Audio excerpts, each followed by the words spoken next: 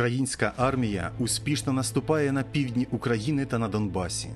Перемога здобувається кров'ю наших воїнів. Просто пам'ятайте, зараз кожної миті мирні Київ, Львів, Хмельницький, Черкаси, Чернівці починаються в Бахмуті, Херсоні, Криму. Вже вдруге енергетична бізнес-спільнота оголошує благодійний аукціон. Це інвестиція в наше майбутнє. Всі кошти від продажу лотів будуть передані Збройним силам України для зміцнення бойової міці нашої армії. Кошти від попереднього аукціону вже працюють на перемогу. Допомагайте Збройним силам України. З нами Бог, з нами генерал Валерій Залужний та наші титани українське військо. Дякуємо всім, хто допомагає. Ми сильні, коли ми разом. Dear ladies and gentlemen, welcome to the second panel discussion at the Energy Security Forum, which is the final forum of the year for Energy Club, a business community that brings together leading companies in the Ukrainian energy market and creates opportunities for communication between its stakeholders. This is the final event in the cycle of more than 90 events held by the Energy Club in 2022. We are grateful for those who take part and also to the forum partners, the Ukrainian Energy Exchange, Nadra Geo Invest Limited Liability Company, Phoenix Contact Limited Liability Company, the government of Germany, because the event is supported by the German government as part of the project promoting energy efficiency and the implementation of the EU Energy Efficiency Directive in Ukraine, which is being implemented by the German government company GIZ.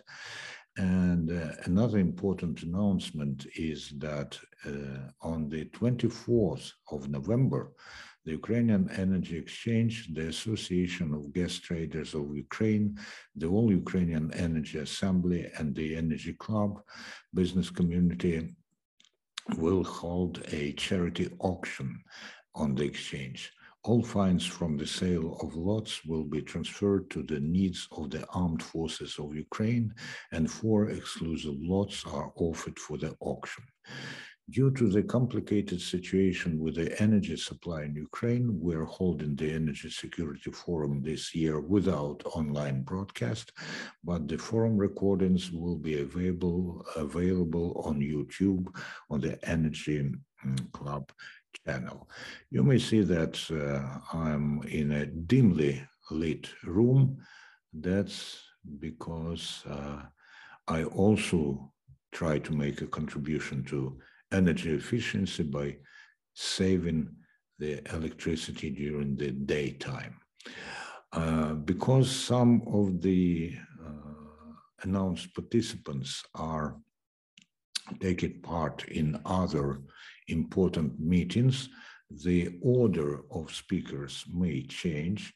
However, the first panel discussion showed that some of them do join us later. And however, we have our first speaker here.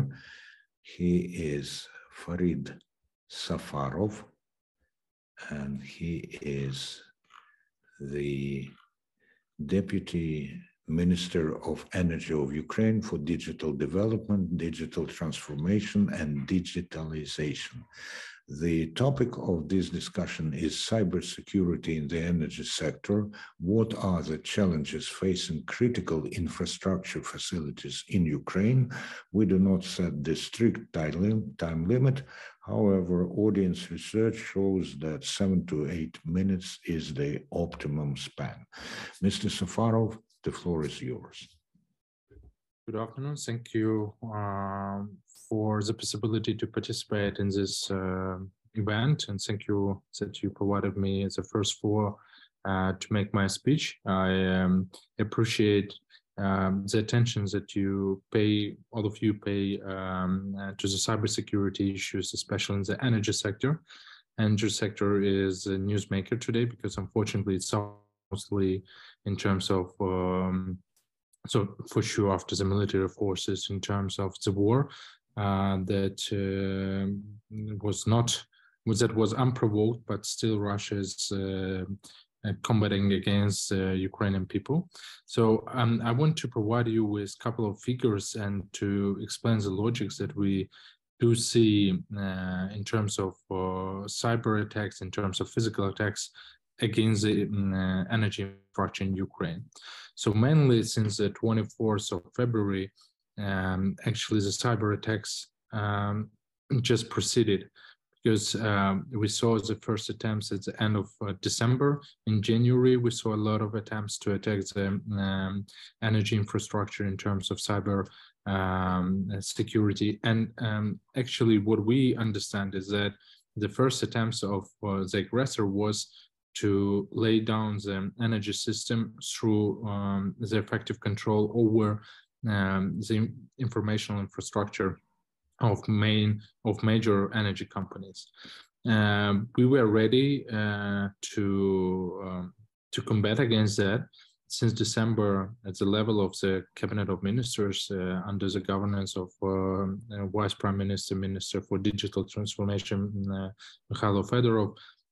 We created a working group that partially contains of today's participants. So I see Oleksiy Kharkovyna here, and actually the major ministries and state agencies that are responsible for the cyber protection and not only in the energy sphere, but also in other spheres.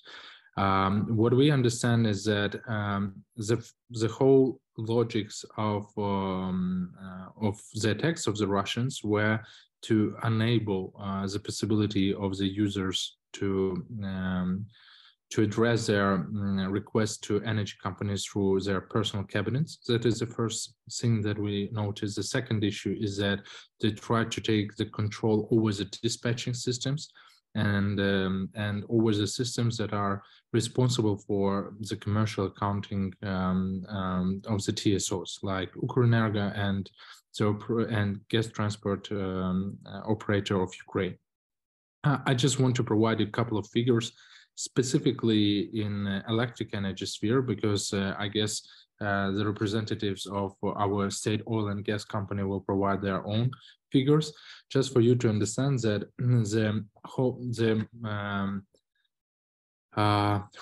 amount of the accidents and incidents that are connected with the cybersecurity and that were fixated by us since the 24th of February actually is more than 1,200,000 attempts to attack and hack our systems. Just to compare, and that is for the 9 months of this year. If to compare it with the figures of the previous period of 2021, such attempts were 20 to 30% less.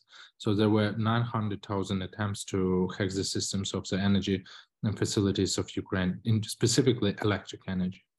Second issue is that the amount of DDoS attacks that were launched against Ukrainian energy websites and systems were more than 50. And just to compare, since 2019 until the start of the war, there were not more than 5 attempts to make the DDoS attacks. The dynamics and the intensivity of the blocking of different resources increased more than in 20,000 times. And moreover, we understand that Ukrainian case is a very good actually use case for our partners to understand how the energy infrastructure can be hacked.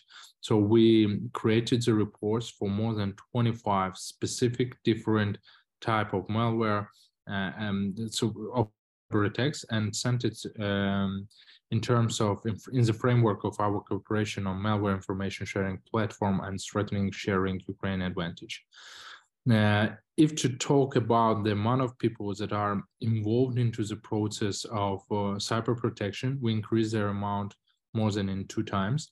And actually, we have during this period, we have two definite cases when the Russian hackers managed to attack our systems. One was connected with, so we already announced that information with Vinnytsia DCO, and one was in the Western region with the DSO that is allocated in the Western region.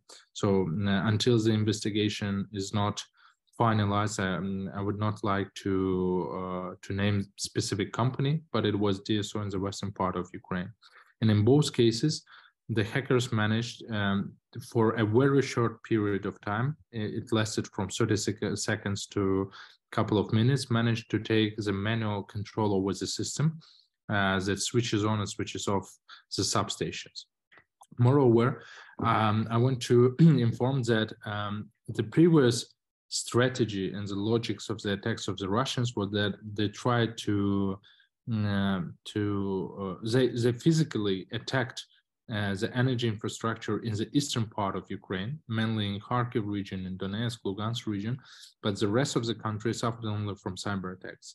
Then we saw that they tried to make the cyber attacks on different information infrastructures of the energy companies, and if they did not succeed, they started physical activities against the infrastructure.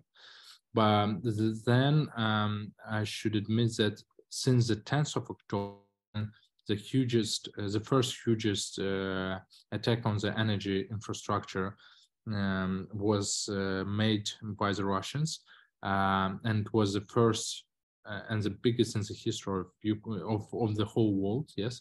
And since the 15th of November, it is the second case that actually is even stronger. They stopped their attempts to hack the systems. They just destroy the physical infrastructure, and that is all. But what we see now, so the latest data is that they tried to use both of the cases.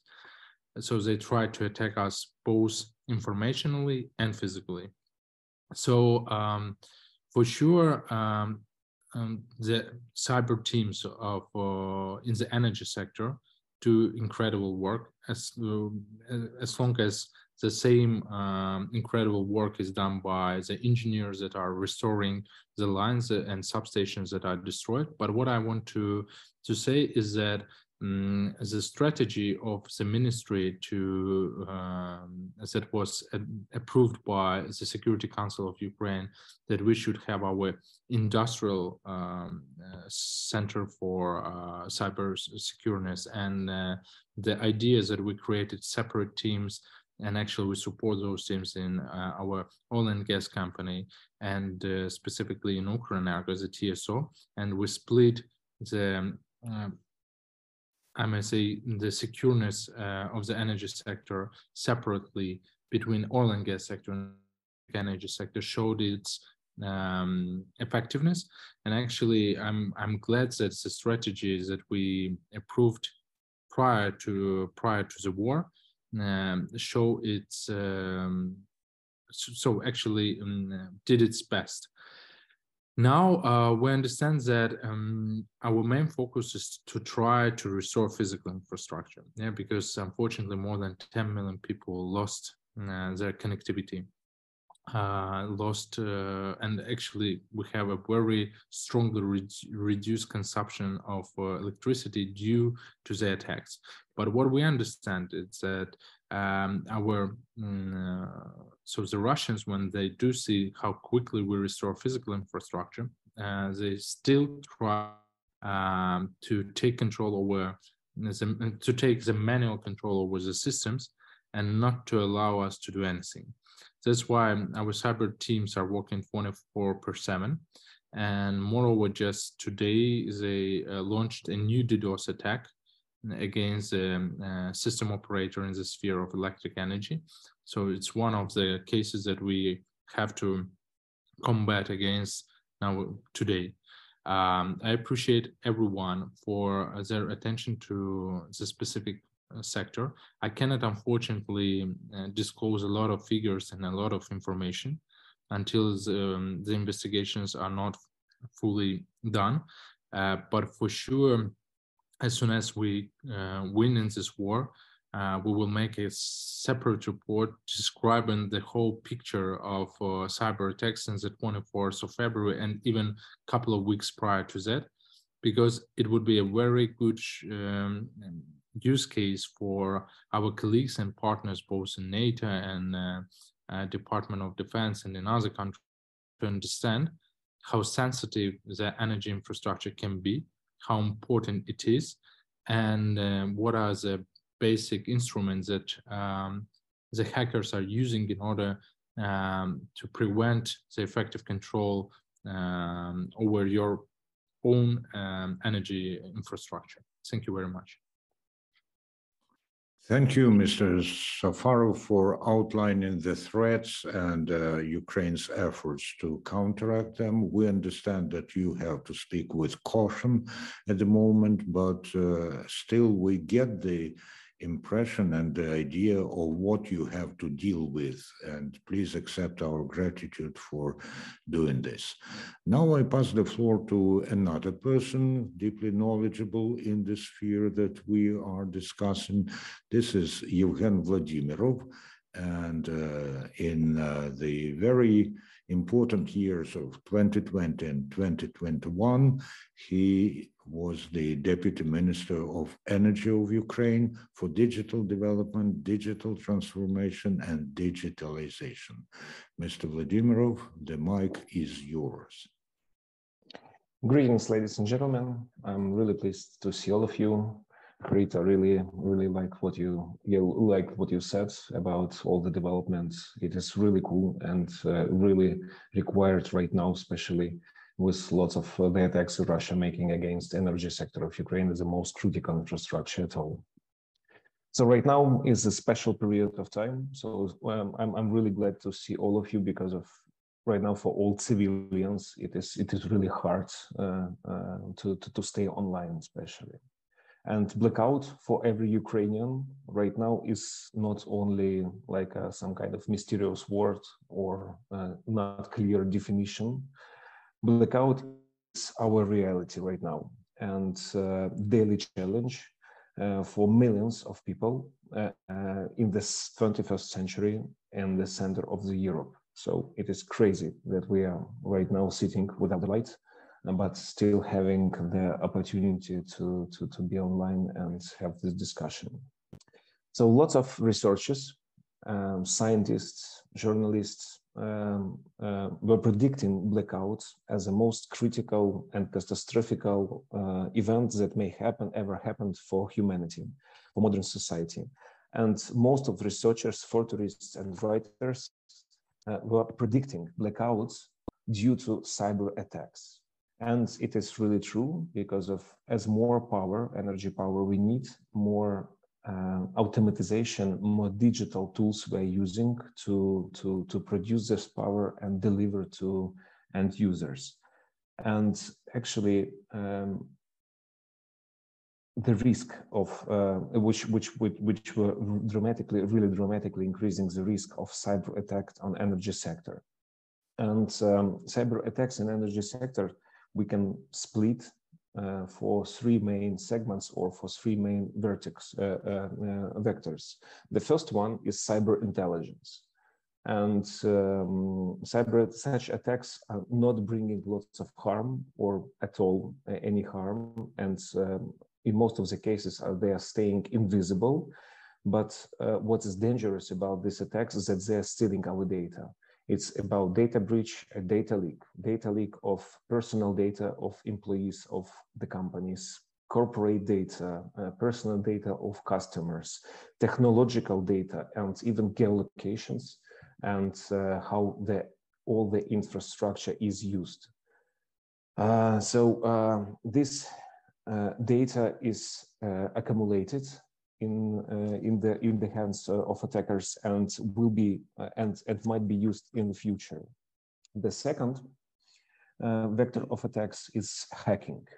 The hacking of corporate data, like viruses that making cryptography of the data, and hacking of SCADA networks. This is the most dangerous attacks due to all we are aware about blackout in 2015 that simply left lots of hundreds of thousands of people without electricity, and 2021 East Coast line. So their people didn't have an opportunity to just fill up their cars with the gasoline. And the third vector of attack is psyops operations. And this kind of attacks, they are using the results of two previous ones in order to impact the nation and people, in order to just demoralize or push people to make the nation to do dramatical things against the government. So the energy sector, as the most critical infrastructure ever, so Russia tries to use all of these three vectors of attacks. So Russia tries, since 2014, it started to steal our data from energy sector, and not only energy sectors. They try to influence, so they try to steal the data from registers, from election system, and other systems. But they got our real situation on energy sector. I mean, the geolocation of most important objects in energy sector. Since 2015, Russia tries to hack our system with black energy. Russia tries to actually, sometimes it was really effectively with like Prikarpatya Oblenergo and Pivnichna, so the northern power station, and hundreds of thousands of people stayed without electricity for pretty long time. And of course, since 2014, Russia spends billions of dollars for psyops operations, for really, really dirty information campaigns to compromise energy sector and government of Ukraine. And at the same moment of time, so with rising of price for gas for Ukrainians and stealing our coal. But nevertheless, on 2022, when Russia failed with all of cyber attacks on energy sector, on 10th of October, it starts to just rocket strike our energy objects. So what does it mean for us? So this means that Russia failed in all three really dangerous ways how to attack energy sector of Ukraine. It fails in data breach and data leaking, so in cyber intelligence. It fails in cyber attacks, even increasing the number of attacks, which Farid already mentioned, so the number of attacks. And sometimes it's really successful, but they're not getting the result of denial of system. So the energy sector is working, and cyber attacks cannot affect on how the energy sector is working. So what I can say, glory to Ukraine, glory to energy sector, and glory to cyber teams of every energy companies, because you really built really one of the most resilient systems in the world, especially for energy sector. So you defended. So and what we can say right now, so Russia right now is spending lots of the money just to stop the energy sector, and they are failed in making cyber attack which can affect on critical infrastructure. Thank you. Thank you very much, Mr. Vladimirov. What you said has first corroborated the continuity of the policy of the ministry. And secondly, of course, what you say shows that they won't be able to freeze us into submission, because the people who are working in the energy sector and in the cybersecurity sector of the energy sector do know what to do and how to react. Mr. Stefano Bracco, the knowledge manager at the Agency for the Cooperation of Energy Regulators, has joined us even before the discussion started, and he heard everything that was said here. The floor is yours, Mr. Bracco. Thank you for having me today here, and thanks everybody who joined. Just my contribution on what is happening right now. We can watch it just from the outside, so I'm very keen to listen to what the colleagues have been telling and has been able to share. Important things to say. First of all, we have noticed that the number of attacks increased in Ukraine, but increased also in Europe, and in particular in the energy sector. This quarter, for example, we had 3 main attacks. The attacks are just going towards energy companies. Most of them are pretty big. They are big fishes to conquer. Interesting enough, one was a TSO and the DSO.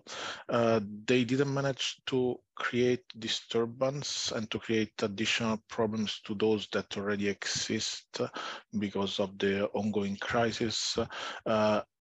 One other was on an Italian company. The first was in Luxembourg. It's public, so I'm not just revealing anything secret.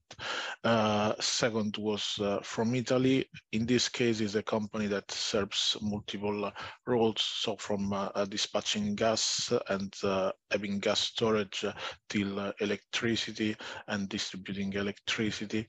And last was a Greek one that was that in this case was more operating in the markets. What we have observed right now is that this is done to create disturbance in Europe and to create discomfort on markets. That is an important aspect, as you said before. They hit Ukraine because they want to win a war. From our point of view, they try to hit also European countries who are helping as much as they can to make sure that anyway we pay part of the bill of this war the way they wish us to pay. Nevertheless, the good thing is, as you said, and this I really appreciate from all of you, that you share still a lot of information when you can, and you report what is happening there. One thing we have observed is that attacks don't come only from Russian groups. Unfortunately, in Europe, there are more coordinated attacks coming also from groups from outside Russia, but obviously that can be related to them as well. It's very hard to understand the aim and the objectives for us. While you are in a conflict, we are not direct part of the conflict. Therefore, sometimes to analyze what is happening on field, it's pretty complicated. Another important thing is that all this is destabilizing prices in addition to the price issues that we are having.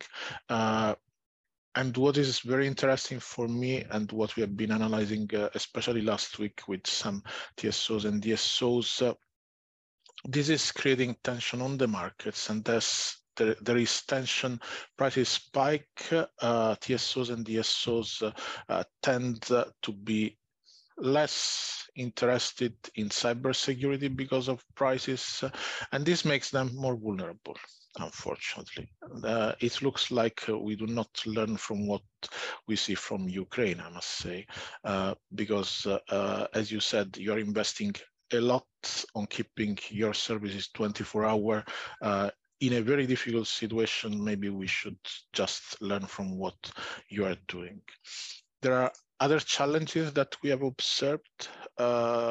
Stuff in Europe is, while you managed to double the number of people working there, the staff in cybersecurity, and especially in energy and cybersecurity, is rapidly disappearing because markets are not helping even on that, meaning that the work markets are just recalling a lot of people that go to work, for example, for banks and others that can pay. And this is an interesting thing. So we are becoming short in human resources to protect energy infrastructure.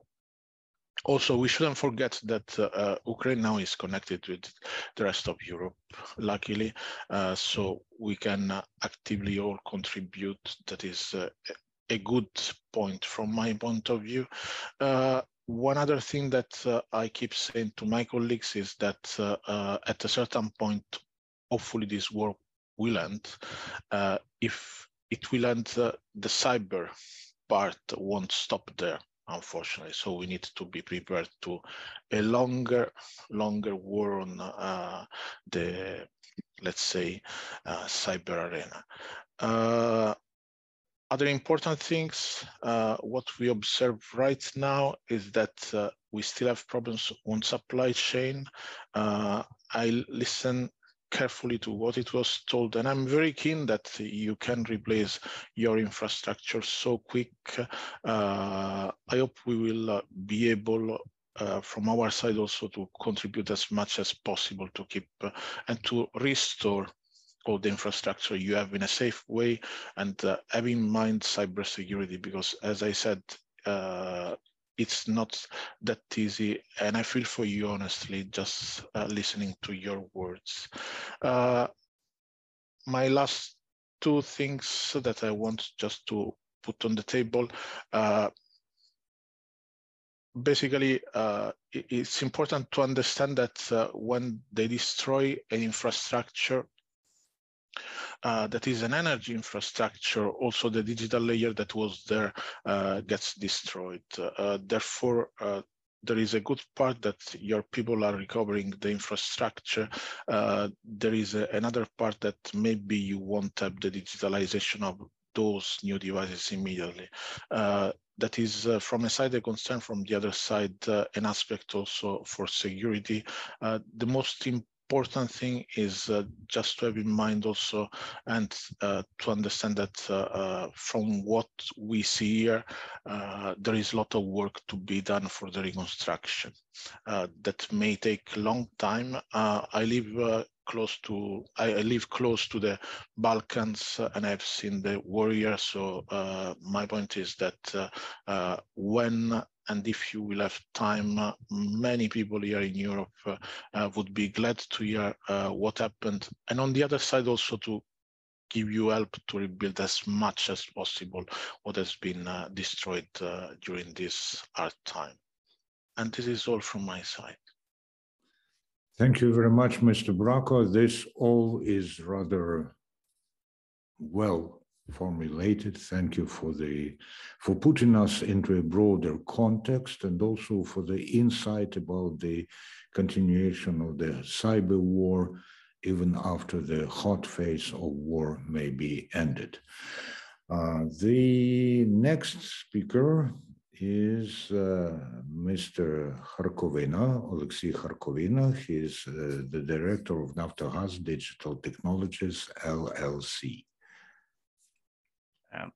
Good afternoon, colleagues. Good afternoon, participants. Thank you very much for the invitation and the opportunity to be here.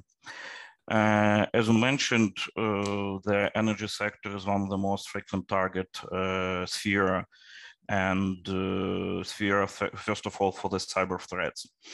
But threats continue to evolve, want to reach into industrial control system, IT system, and requirements the more and more efforts to fix and manage and mitigate the risk in the cybersecurity sphere. Today, I would like to talk about the main challenges that I was identified based on my daily routine and identified to cope with my colleagues. We're working on the fixing of some of them, but we determine the reason why it happens and the vectors, what we should focus on to fix it in the future. I cannot drill in the detail and share some figures because they're not under the disclosure, but actually I want to emphasize some of them, and I think it will be clearer for you what exactly I mean and what we need to focus on. First of all, I want to say about the incomplete integration of the system. For us, it's the interesting challenge. It happened historically, and we know that we have the different types of IT, OT. We have the legacy and modern technology.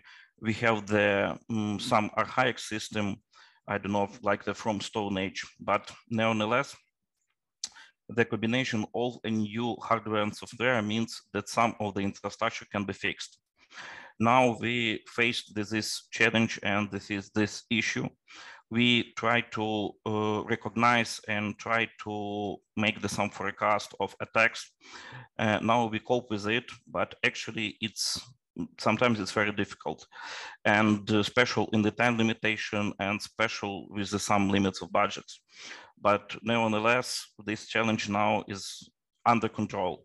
But I think we just in the first step of it, and we should proceed with this to fix the issue which related to this challenge.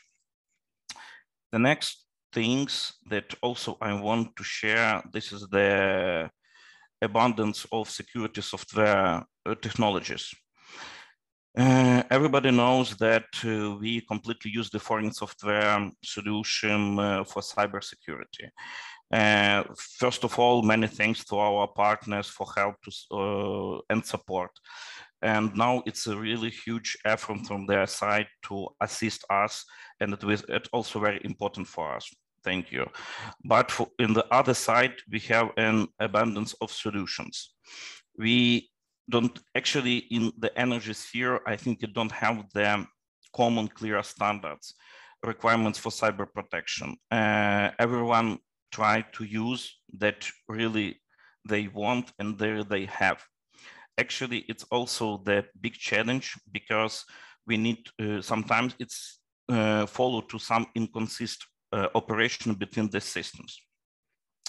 Also, the non-systematic approach, we use additional risk for the cyber security and maybe the reason of the cyber threats. The next things that also I want to share, this is the supply chain risk. The supply chain risk, this is the situation where you think that you are well protected, you are confident in your company, but you can confidence in your partner company. It can be your supplier or you can provide the service for this company, but from one side, but for another side, you can be also under the threats from these partners. You need to also provide the services to make some investigation for these partners, to be aware that the relationship with it also be safety. We become more open in the system integration. We trust more, we declare protection in various software solutions, but it's very difficult to check. And very difficult to check this partner and very difficult to convince that everything that we receive is true. And now we also focus on this challenge as well. And last but not least, as was told today, this is the big challenge with the staff. Actually, everybody talking about the cybersecurity stuff, they need it.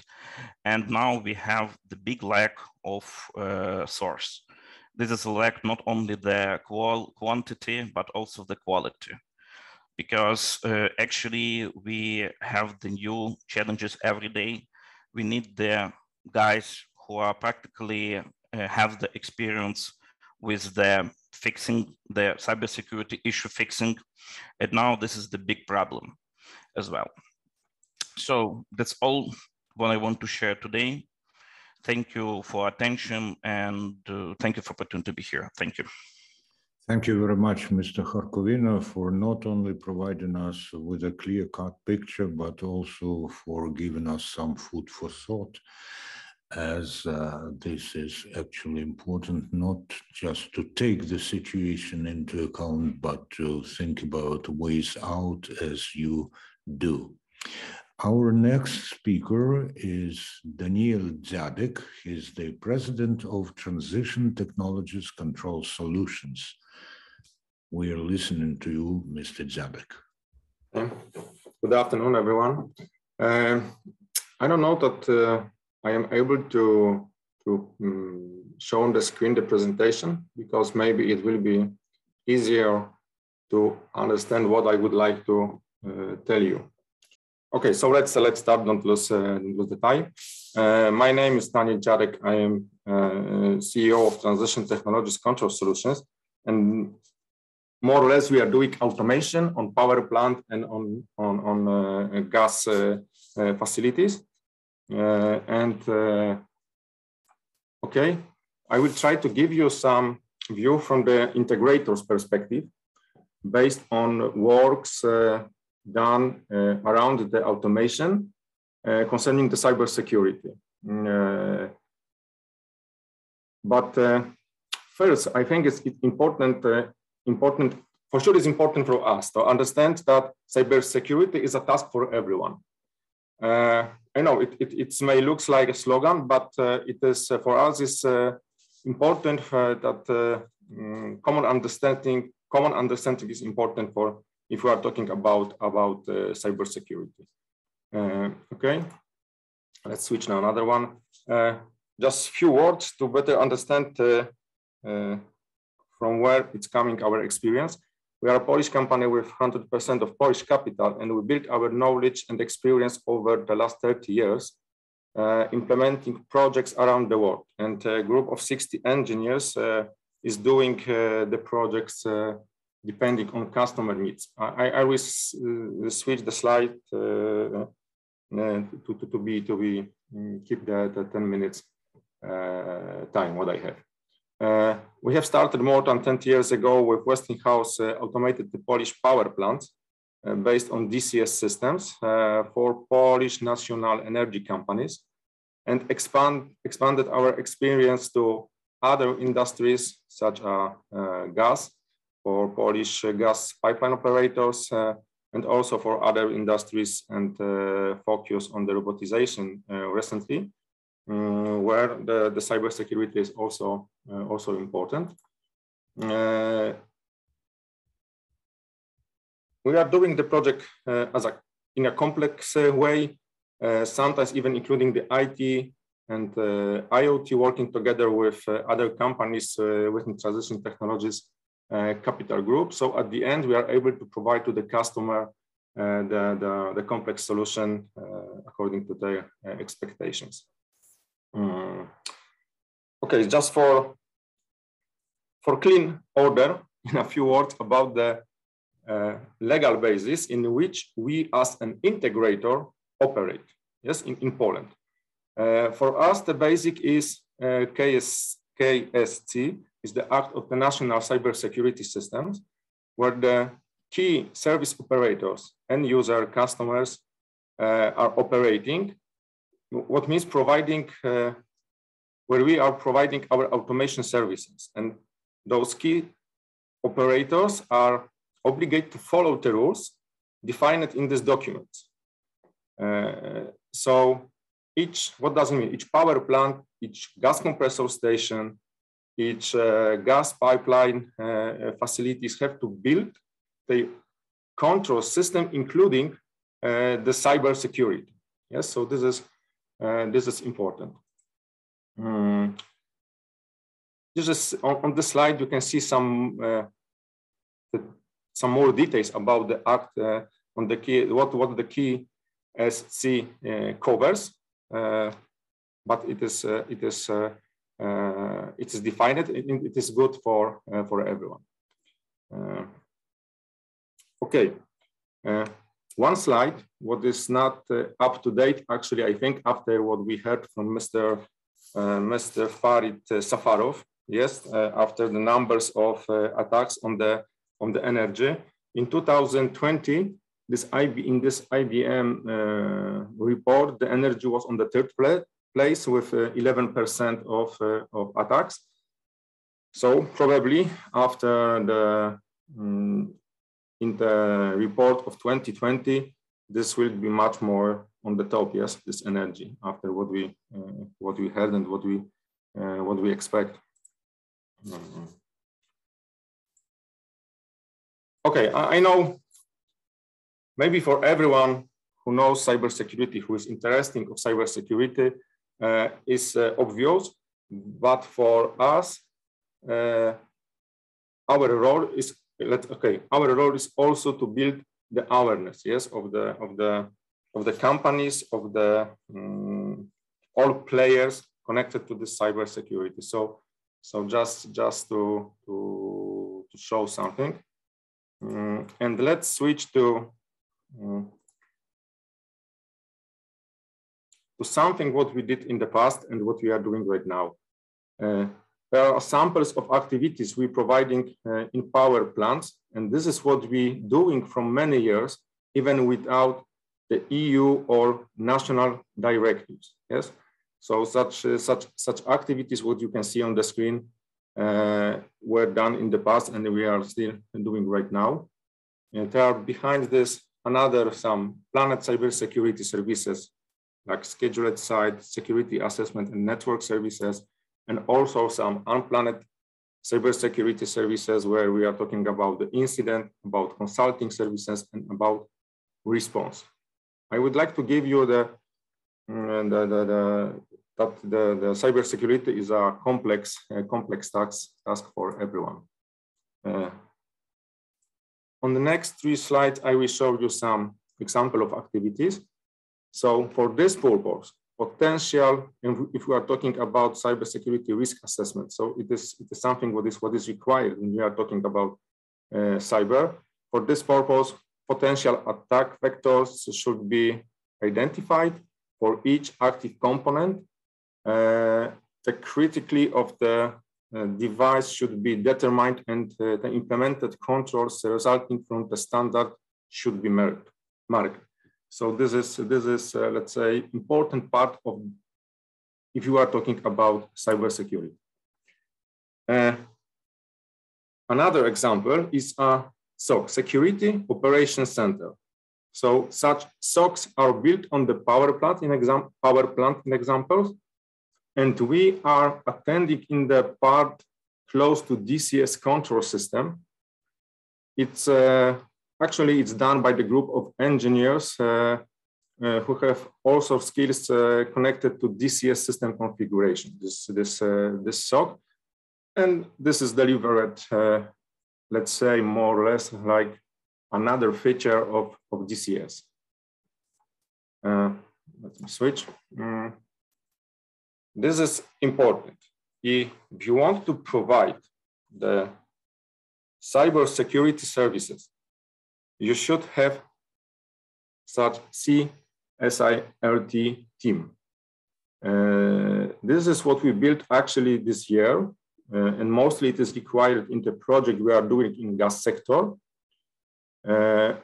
where we are doing the project in a complex way, and we have to provide also the necessary services during the warranty period. And you must, from our perspective, or our point of view, you must have such group if you want to be a partner for end user. Otherwise, you will not be able to provide the proper level of the services. Yes. So this is very useful, and this is very important to have dedicated team if you are an integrator. Yes. Okay, so I'm going to the end. Let's summarize it somehow. From our perspective, what is important, I think, for us or for new players or new users, if we are talking about the cybersecurity? First, it's important to have the national level guidelines, because this will help to everyone to understand in the same way of cybersecurity, and which sectors are obligated to implement the cybersecurity strategies. This is what we have in Poland. The internal requirements procedure of the purchaser and a detailed specification must be implemented in each inquiry. What mean? For each new or modernized facilities,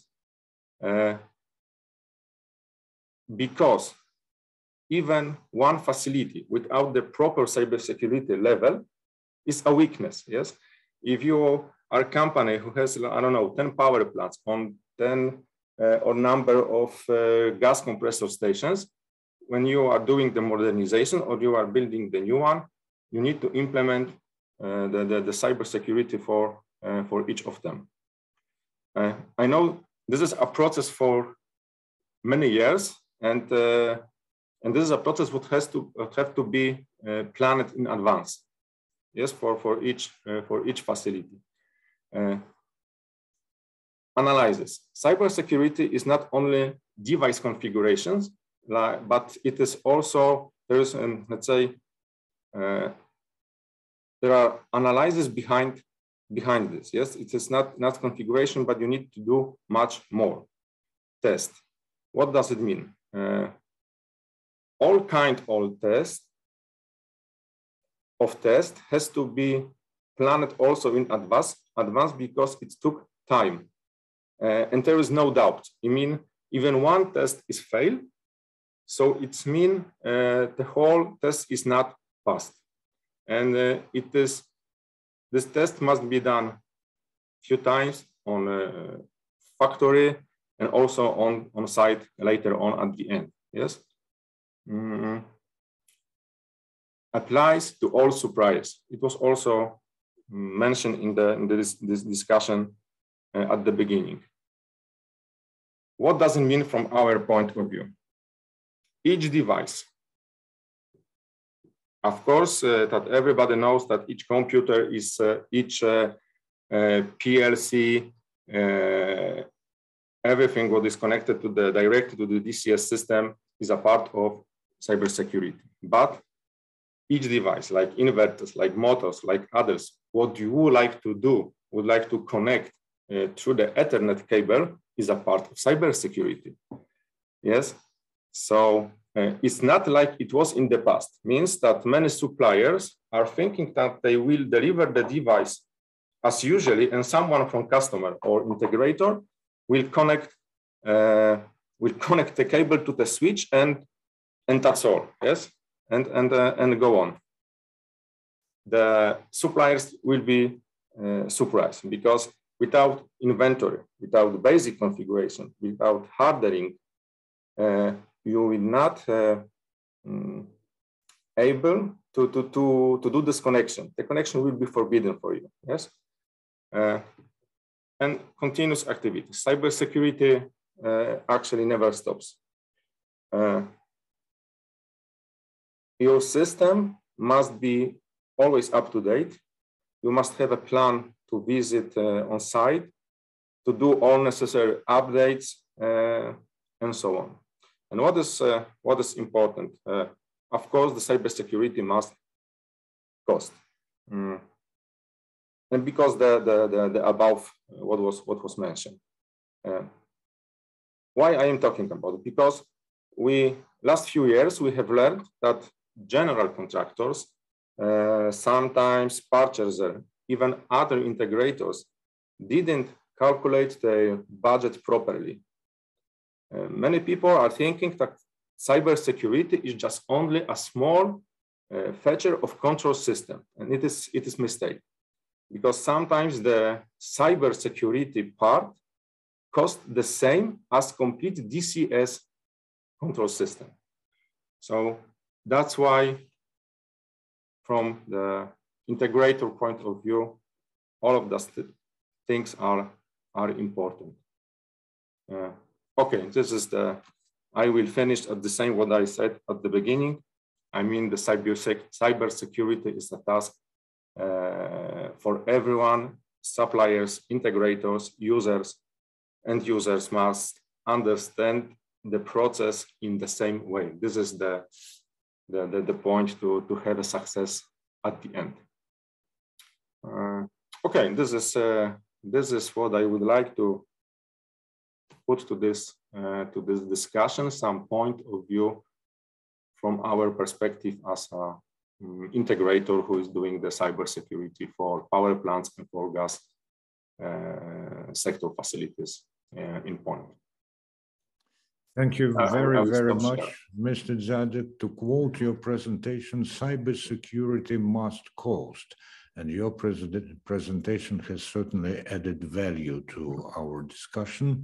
If Mr. Komarichyn has rejoined us, I would like him to speak, but judging from the names on the screen, he has not.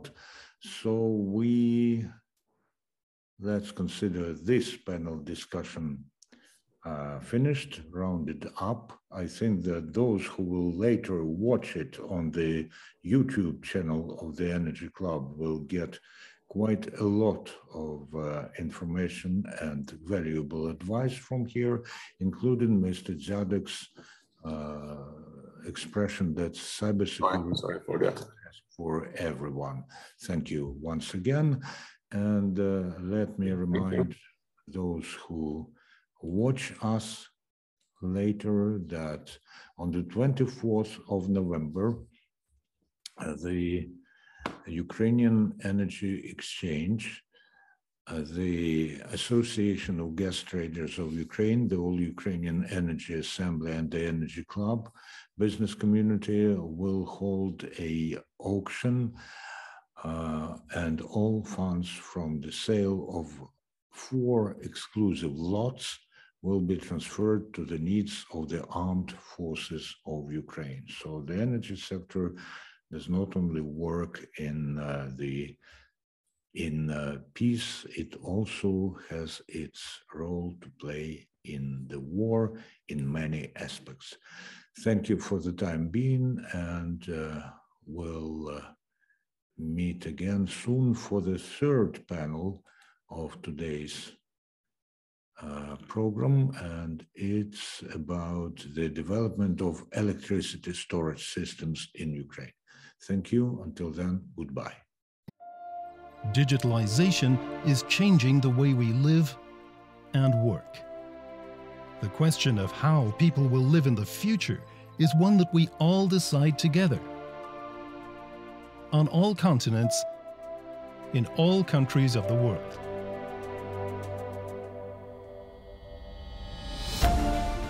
These challenges are great opportunities for all of us. The global society of the future needs our know-how, creativity, and passion. Needs us to pave the way for sustainable development in all important sectors. Together, we can give the right answers to the questions of today and tomorrow. Together, we will pave the way to the all-electric society, and thus make a significant contribution to a sustainable future for the global society. Empowering the all-electric society. Українська армія успішно наступає на півдні України та на Донбасі. Перемога здобувається кров'ю наших воїнів. Просто пам'ятайте, зараз кожної миті мирні Київ, Львів, Хмельницький, Черкаси, Чернівці починаються в Бахмуті, Херсоні, Криму. Вже вдруге енергетична бізнес-спільнота оголошує благодійний аукціон.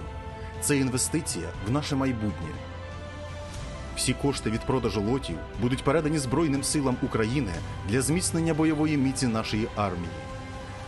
Кошти від попереднього аукціону вже працюють на перемогу.